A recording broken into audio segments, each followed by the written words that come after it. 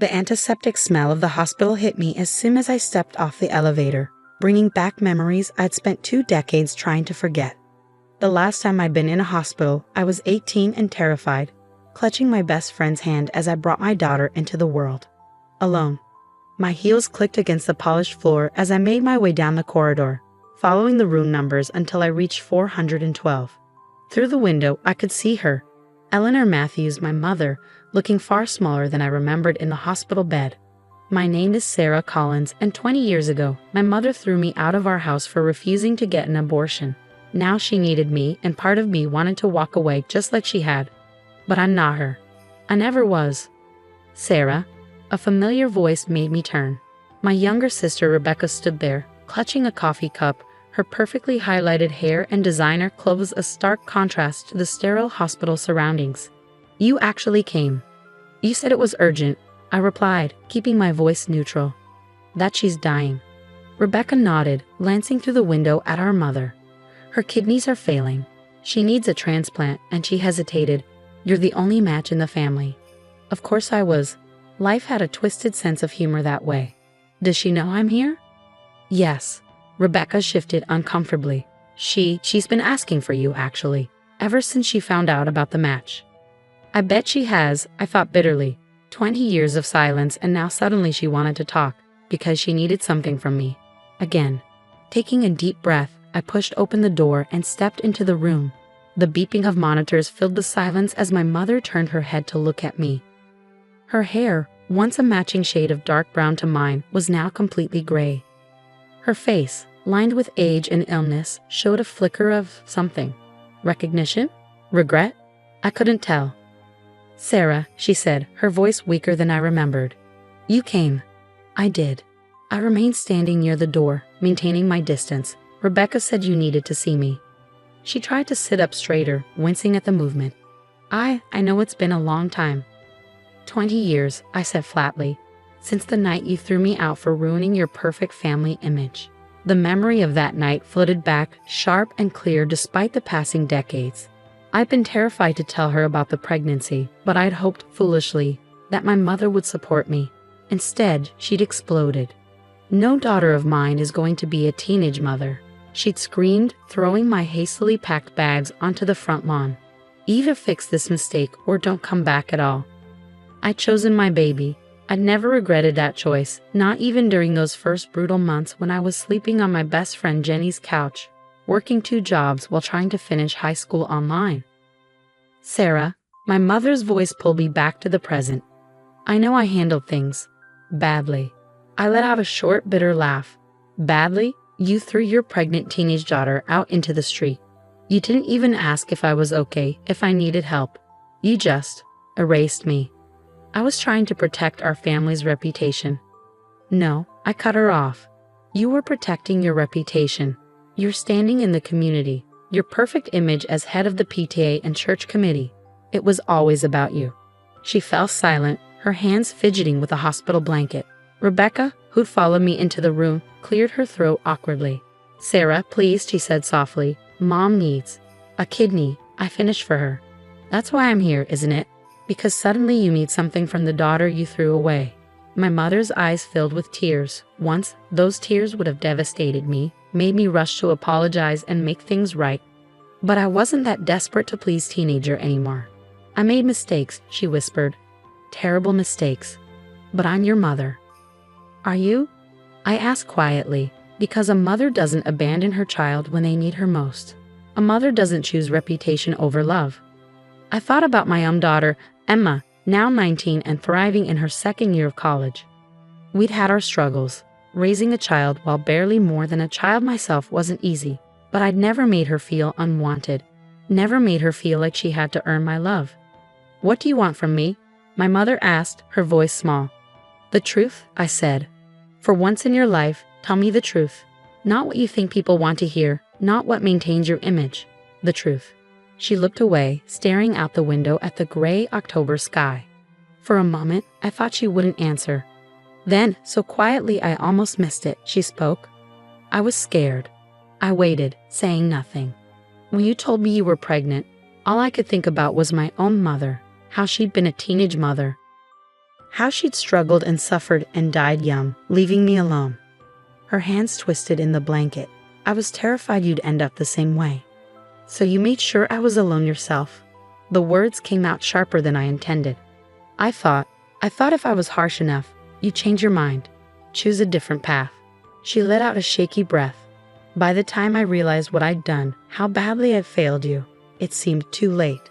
It wasn't too late, I said, my voice tight with suppressed emotion. You knew where I was. Jenny's parents took me in. Let me stay with them until I finished high school. You drove past their house every day on your way to work. You saw my car in their driveway. I know. A tear slid down her cheek.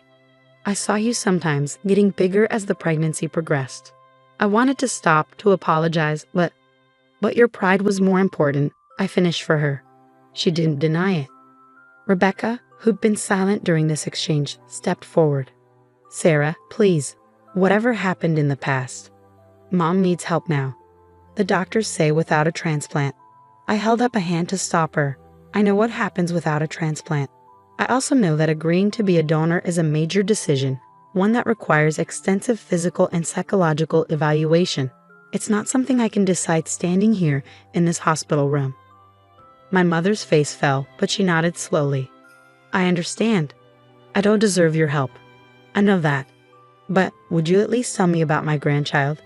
Just once before. I studied her face, looking for any sign of manipulation, but all I saw was genuine longing and perhaps regret. Her name is Emma, I said finally. She's 19, studying environmental science at Berkeley. She's brilliant, compassionate, and stronger than I ever was. 19, my mother whispered. The same age I was when I had you. The irony wasn't lost on me. But unlike her, I'd made different choices when faced with a teenage daughter. I'd chosen love over judgment, support over rejection. I need time, I said, stepping back toward the door. Time to think about everything. About what you're asking. Of course, she said quickly. Whatever you need. Just, will you come back? Even if you decide not to. I paused at the door, thinking about Emma, about the lessons I'd taught her about forgiveness and compassion, about how sometimes the hardest choices aren't between right and wrong, but between different kinds of right. I'll come back, I said quietly, but not because you're my mother, because I'm not the kind of person who walks away when someone needs help, even if they once walked away from me. As I left the hospital, my phone buzzed with a text from Emma. How did it go with Grandma? Are you okay? I smiled slightly, remembering her reaction when I told her about my mother's request. Unlike me at her age, Emma had grown up knowing she was loved unconditionally. It gave her the strength to be compassionate, even toward those who might not deserve it.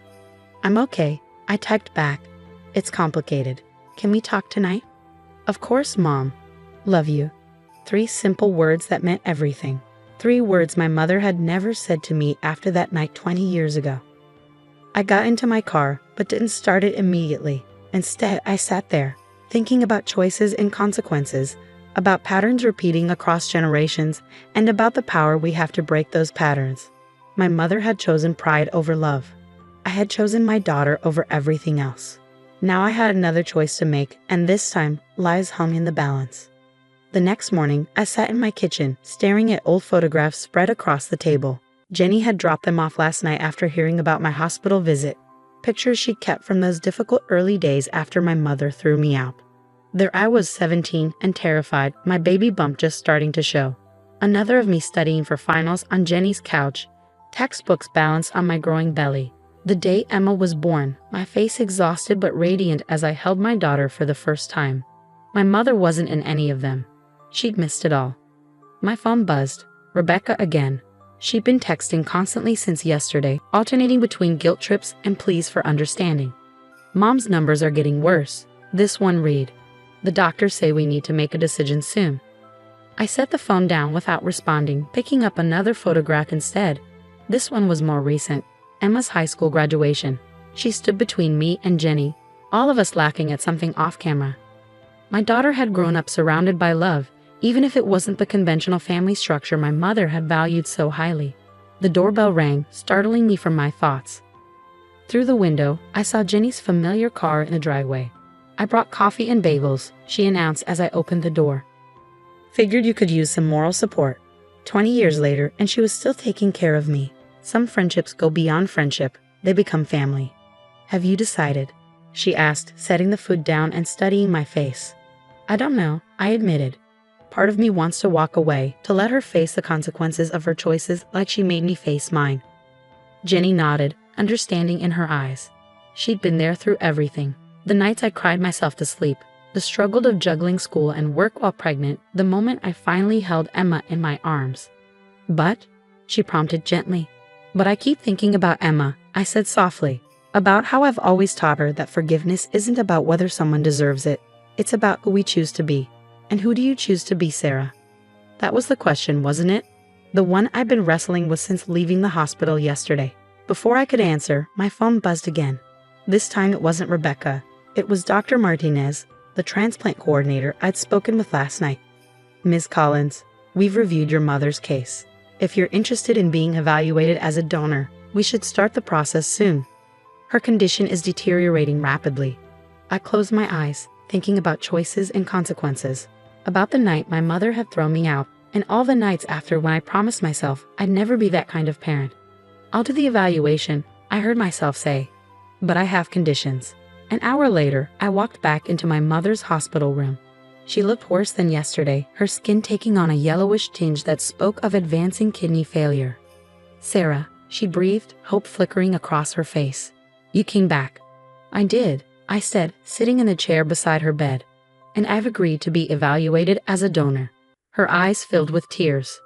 Thank you, I'm not finished, I cut her off firmly. I have conditions. First, if I'm approved as a donor, you need to go to therapy.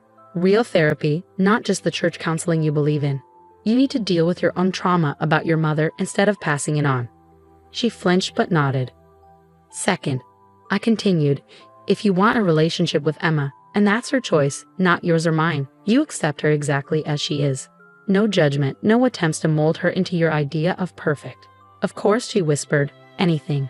And finally, I met her eyes steadily. You need to understand that this doesn't fix everything. A kidney doesn't erase 20 years of absence. If you want to be part of our lives, you have to earn it. Every day. Can you do that? She was quiet for a long moment, really looking at me perhaps for the first time since I'd returned. You're not the same girl I threw out, she said finally.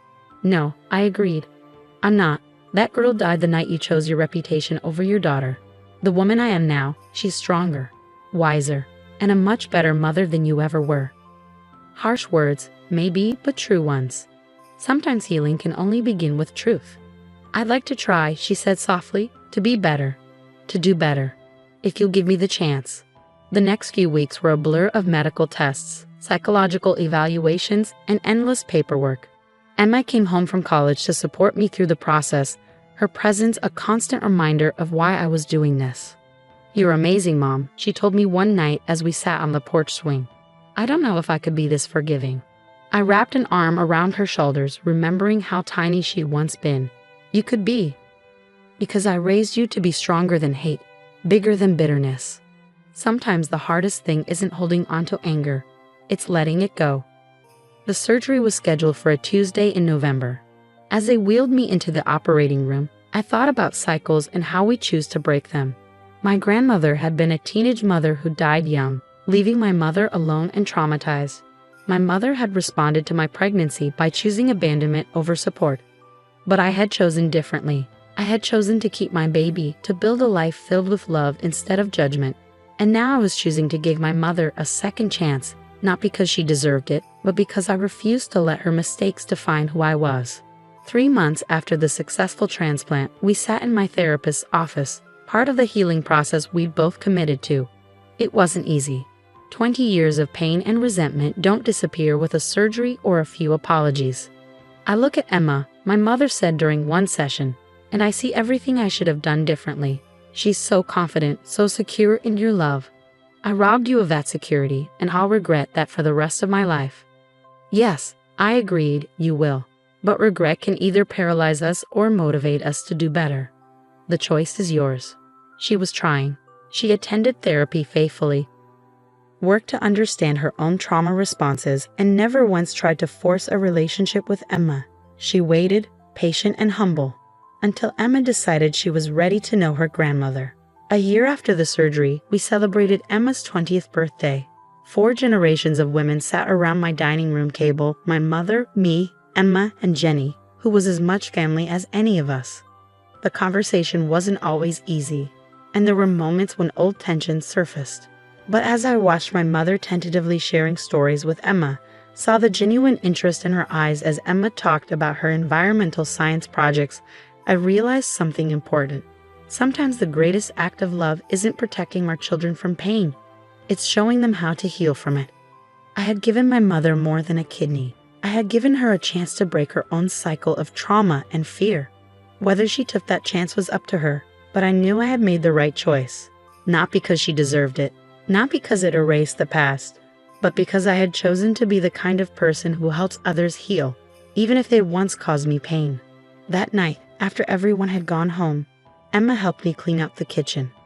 "You know what I admire most about you, Mom?" she said suddenly. "My excellent taste in birthday cakes?" I teased. She smiled but shook her head. "No, the way you taught me that strength isn't about not getting hurt. It's about what you choose to do with the hurt. You could have let what Grandma did make you bitter, make you hard. Instead, you chose to be better." I pulled her into a hug, thinking about choices and consequences, about cycles broken and new patterns formed. "That's the thing about choices, baby," I whispered into her hair. "They show us who we really are. And sometimes they give us the chance to help others become who they could be." My mother and I will never have the relationship we might have had if she'd made different choices 20 years ago. That possibility died the night she threw me out. But we're building something new, something based on truth and accountability rather than appearance and pride. It's not perfect, it's not always easy, but it's real, and sometimes that's enough.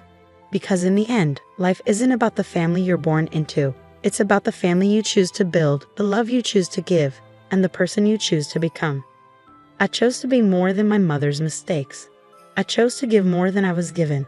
I chose love over bitterness, healing over hate. And in making those choices, I gave my daughter something my mother never gave me: the knowledge that love doesn't have to be earned, that family should be a safe harbor rather than a storm to weather, and that sometimes the strongest thing we can do is choose forgiveness, even when it's hard. Especially when it's hard.